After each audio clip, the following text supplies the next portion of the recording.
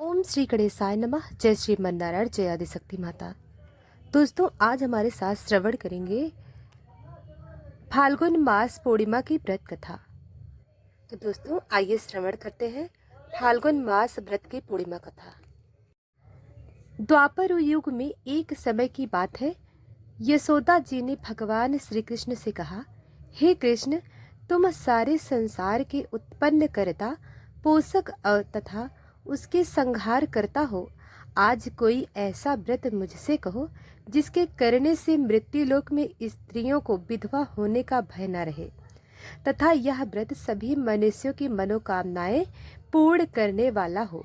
श्री कृष्ण भगवान ने कहा, हे माता, तुमने अति सुंदर प्रश्न किया है। मैं तुमसे ऐसे ही व्रत को सविस्तार करता हूँ। सौभाग्य की प्राप्ति के लिए स्त्रियों को 32 पूर्णमासियों का व्रत करना चाहिए। इस व्रत को करने से स्त्रियों को सौभाग्य संपत्ति मिलती है। यह व्रत अचल सौभाग्य देने वाला एवं भगवान शिव के प्रति मनुष्य मात्र की भक्ति को बढ़ाने वाला है।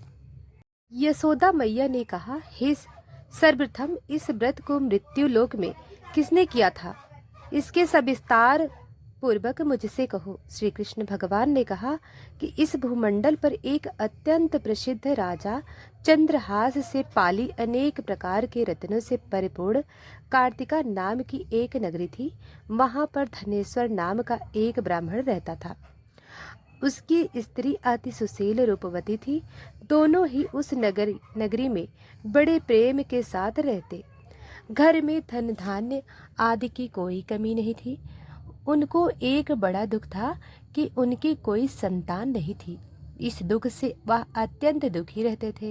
एक समय एक बड़ा तपस्वी योगी उस नगरी में आया। उस योगी उस ब्राह्मण के घर को छोड़कर अन्य सब घरों से भिक्षा लेकर भोजन किया। रूपवती से यह भिक्षा नहीं लिया करता था। उस योगी ने एक दिन रूपवती से भिक्षा न लेकर किसी अन्य घर से भिक्षा लेकर गंगा के किनारे जाकर प्रेम पूर्वक खा रहा था। तभी धनेश्वर ने योगी को यह सब कार्य किसी प्रकार से देख लिया। अपनी भिक्षा का अनादर से दुखी होकर धनेश्वर योगी से बोला, महंत मन, आप सब घरों से भिक्षा लेते हैं, परंतु मेरे घर की भिक्षा कभी नहीं लेते। इसका क्या कारण है? योगी ने कहा कि निसंतान के घर की भीख पतितों के अन्न के तुल्य होती है, और जो पति का अन्न खाता है वह भी पतित हो जाता है। क्योंकि तुम निसंतान हो, अतः पतित हो जाने के भय से मैं तुम्हारे घर की भिक्षा नहीं लेता। धनेश्वर की यह बात सुनकर अपने मन में बहुत दुखी हुआ और हाथ जोड़कर योगी के पैर गिर पड़ा और कहने लगा, हे महाराज, यदि ऐसा है तो आप मुझको पुत्र प्राप्ति का उपाय बताइए। आप सर्वज्ञ हैं, मुझ पर अवश्य ही यह कृपा कीजिए। धन की मेरे घर में कोई कमी नहीं है, परंतु मैं पुत्र न होने के कारण अत्यंत दुखी हूँ। आप मेरे इस दुख का हरण करें। आप समर्थवान हैं। यह सुनकर योगी कहने लगे, ब्राह्मण, तुम चंडी की आराधना करो। घर आकर उसने अपने स्त्री से सब वृतांत कहा और स्वयं तप के निमित्त वन में चला गया। वन में जाकर उसने चंडी की उपासना की और उपवास किया। चंडी ने 16वें दिन उसको स्वप्न में दर्शन दिया और कहा, हे धनेश्वर, जा, तेरे पुत्र होगा, परंतु वह 16 वर्ष की आयु में ही मृत्यु को प्राप्त हो जाएगा। यदि तुम दोनों स्त्री पुरुष 32 पूर्णमासियों का व्रत विधि विधान पूर्वक करोगे तो यह दीर्घ आयु होगा। जितनी तुम्हारी सामर्थ्य हो, आटे के दिए बनाकर शिव जी का पूजन करना, परंतु पूर्णमासी को 32 हो जाना चाहिए। प्रातः काल होने पर इस स्थान के समीप ही तुम्हें एक आम का वृक्ष दिखाई देगा। उस पर तुम चढ़कर एक फल तोड़कर शीघ्र अपने घर चले जाना। अपनी स्त्री से सब वृतांत कहना। ऋतु स्नान के पश्चात वह स्वच्छ होकर श्री शंकर भगवान जी का ध्यान करके उस फल को खा लेगी। तब शंकर भगवान की कृपा से उसको गर्भ हो जाएगा। जब वह प्रातः काल उठा तो उसने उस स्थान के पास ही एक आम का वृक्ष देखा, जिस पर एक अत्यंत सुंदर आम का फल लगा हुआ था। उस ब्राह्मण ने उस आम के वृक्ष पर चढ़कर उस फल को तोड़ने का प्रयत्न किया, परंतु वृक्ष पर कई बार प्रयत्न करने पर भी वह नहीं चढ़ पाया। तब तो उस ब्राह्मण को बहुत चिंता हुई और विघ्न विनाशक गणेश जी की वंदना करने लगा। हे दयानिधे, अपने भक्तों के विघ्नों का नाश करके उनके मंगल कार्य को करने वाले, दुष्टों का नाश करने वाले, रिद्धि सिद्धि को देने वाले, आप मुझ पर कृपा करके इतना बल दें कि मैं अपने मनोरथ को पूर्ण कर सकूं। इस प्रकार गणेश जी की प्रार्थना करने पर उनकी कृपा से धनेश्वर वृक्ष पर चढ़ गया और उसने एक अति सुंदर आम का वृक्ष देखा। उसने विचार किया कि जो वरदान से फल मिला था वह यह है और कोई फल नहीं दिखाई देता। उस धनेश्वर ब्राह्मण ने जल्दी से उस फल को तोड़कर अपनी स्त्री को लाकर दिया और उसकी स्त्री ने अपने पति के कथन अनुसार उस फल को खा लिया और वह गर्भवती हो गई। देवी जी की असीम कृपा से उसे एक अत्यंत सुंदर पुत्र हुआ, जिसका नाम उन्होंने देवीदास रखा। माता पिता के हर्ष और शोक के साथ वह बालक शुक्ल पक्ष के चंद्रमा की भांति अपने पिता के घर में बढ़ने लगा। भवानी की कृपा से वह बालक बहुत सुंदर, सुशील और विद्या पढ़ने में बहुत ही निपुण हो गया। दुर्गा जी की आज्ञा अनुसार उसकी माता ने 32 पूर्णमासी का व्रत रखना प्रारंभ कर दिया, जिससे उसका पुत्र बड़ी आय वाला हो जाए। 1.25 वर्ष लगते ही देवीदास के माता पिता को बड़ी चिंता हो गई कि उनके पुत्र की इस वर्ष मृत्यु न हो जाए। इसलिए उन्होंने अपने मन में विचार किया, यदि यह दुर्घटना उनके सामने हो गई तो वे कैसे सहन कर पाएंगे। इसलिए उन्होंने देवीदास के मामा को बुलवाया और कहा कि हमारी इच्छा है कि देवीदास 1 वर्ष तक काशी में जाकर विद्या अध्ययन करे और उसको अकेला भी छोड़ा न जाए, इसलिए साथ में तुम चले जाओ और 1 वर्ष के पश्चात इसको वापस लेकर लौटना। इसके बाद सब प्रबंध करके उसके माता पिता ने काशी जाने के लिए देवीदास को एक घोड़े पर बैठाकर उसके मामा को उसके साथ कर दिया, किंतु यह बात उसके मामा या किसी और से नहीं कही। धनेश्वर ने पत्नी अपने पुत्र की मंगल कामना तथा दीर्घ आयु के लिए भय दुर्गा की आराधना और पूर्णमासियों का व्रत करना आरंभ कर दिया। इस प्रकार बराबर 32 पूर्णमासी का व्रत पूरा किया। कुछ समय पश्चात एक दिन वह दोनों मामा और भांजा मार्ग में रात्रि बिताने के लिए किसी ग्राम में ठहरे हुए थे। उस दिन उस गांव में एक ब्राह्मण की अत्यंत सुंदरी, सुशीला, विदुषी और गुणवती कन्या का विवाह होने वाला था। जिस धर्मशाला के अंदर वर और उसकी बारात धरी हुई थी, उसी धर्मशाला में देवीदास और उसके मामा भी ठहरे हुए थे।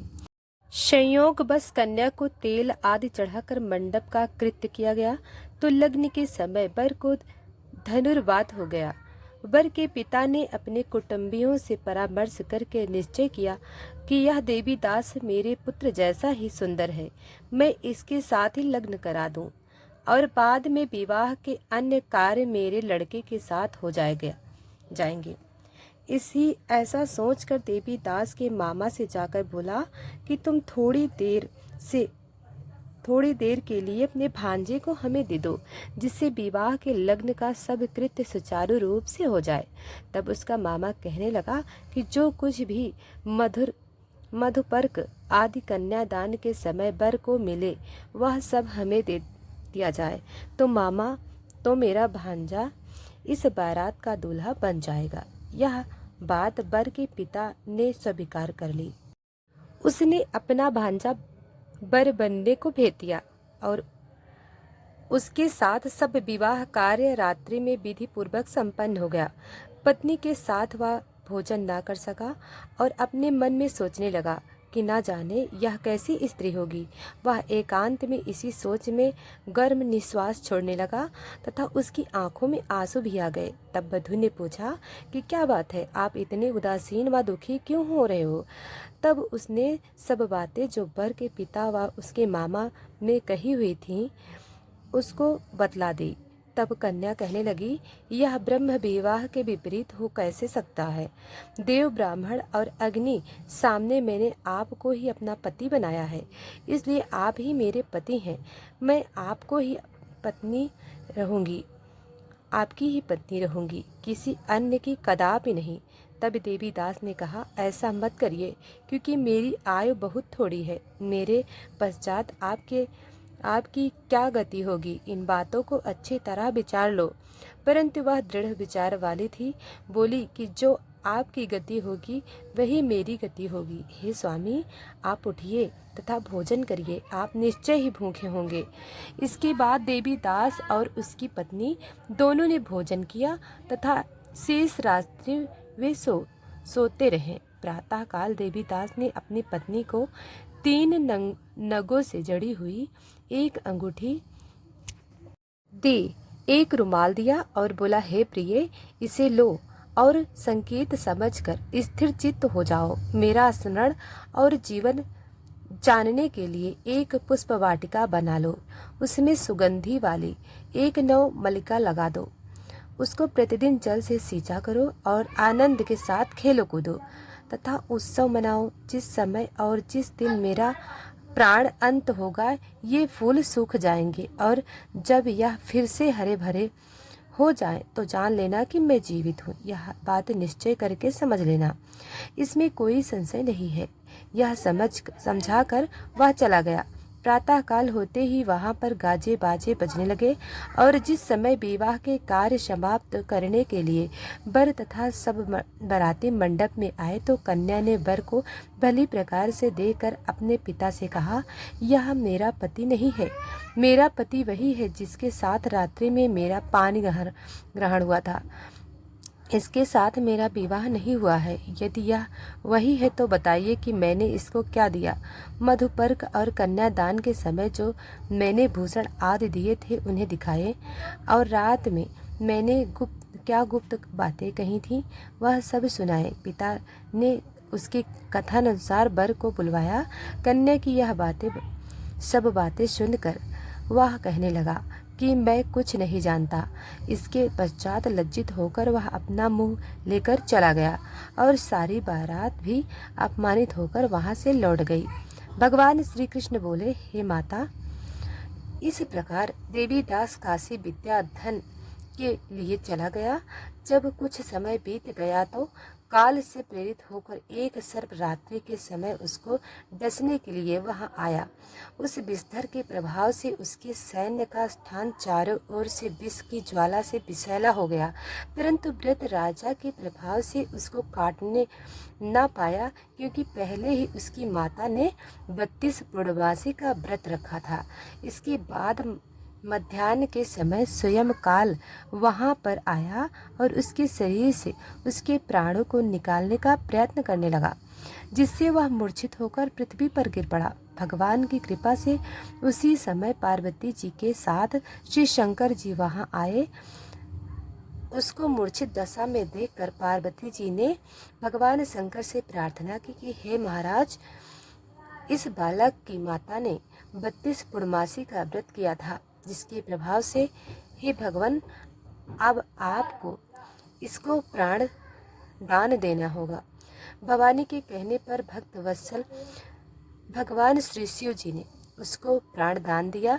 इस व्रत के प्रभाव से काल को भी पीछे हटना पड़ा और देवीदास स्वस्थ होकर बैठ गया। उधर उसकी स्त्री उसके काल की प्रतीक्षा किया करती थी।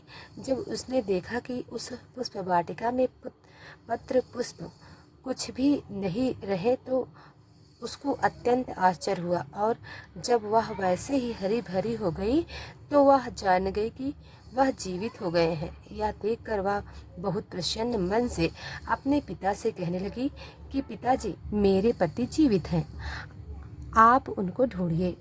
जब 16वां वर्ष व्यतीत हो गया तो देवीदास भी अपने मामा के साथ काशी से चल दिया। इधर उसने ससुर उसको ढूंढने के लिए अपने घर से जाने वाले ही थे कि वह दोनों मामा भांजा वहां पर आ गए। उसका ससुर बड़ी प्रसन्नता आया देखकर प्रसन्नता के साथ अपने घर ले गया। उस समय नगर के निवासी भी वहां इकट्ठे हो गए और सबने निश्चय किया कि बस इसी बालक के साथ इस कन्या का विवाह हुआ था। उस बालक को जब कन्या ने देखा तो पहचान लिया और कहा, यह तो वही है जो संकेत करके गया था। तदुपरांत सभी कहने लगे कि भला हुआ जो यह आ गया, और सब नगरवासियों ने आनंद मनाया। कुछ दिन बीत जाने के बाद देवीदास अपनी पत्नी और मामा के साथ अपने ससुर के घर से बहुत सारा उपहार आदि लेकर अपने घर के लिए प्रस्थान किया। जब वह अपने गांव के निकट आ गया तो कई लोगों ने उसको देखकर उसके माता पिता को पहले ही जाकर खबर दे दी कि तुम्हारा पुत्र देवीदास अपनी पत्नी और मामा के सहित आ रहा है। ऐसा समाचार सुनकर पहले तो उन्हें विश्वास ही नहीं हुआ, किंतु जब और लोगों ने भी आकर उनकी बात का समर्थन किया तो उनको बड़ा आश्चर्य हुआ। लेकिन थोड़ी देर में देवीदास ने आकर अपने माता पिता के चरणों में अपना सिर रखकर प्रणाम किया और उसकी पत्नी ने अपने सास ससुर के चरणों को स्पर्श किया तो माता पिता ने अपने पुत्र और पुत्र वधू को अपने हृदय से लगा लिया और दोनों की आंखों में प्रेम आंसू बह चले। अपने पुत्र और पुत्र वधू के आने की खुशी में धनेश्वर ने बड़ा भारी उत्सव किया। ब्राह्मणों को भी बहुत सी दान दक्षिणा देकर प्रसन्न किया। श्री कृष्ण कहने लगे कि इस प्रकार धनेश्वर 32 पूर्णमासी होके व्रत के प्रभाव से पुत्रवान हो गया। जो भी स्त्रियां इस व्रत को करती हैं वे जन्म जन्मांतर में वैधव्य का दुख नहीं भोगा करती, सदैव सौभाग्यशाली रहती हैं। यह मेरा वचन है, इसमें कोई भी संदेह नहीं मानना चाहिए। तो दोस्तों, अगर आपने अभी तक वीडियो को लाइक सब्सक्राइब नहीं किया है तो अभी कर लें, क्योंकि हम ऐसी ही कथा आपको रोज़ नई नई लेकर आते हैं। धन्यवाद।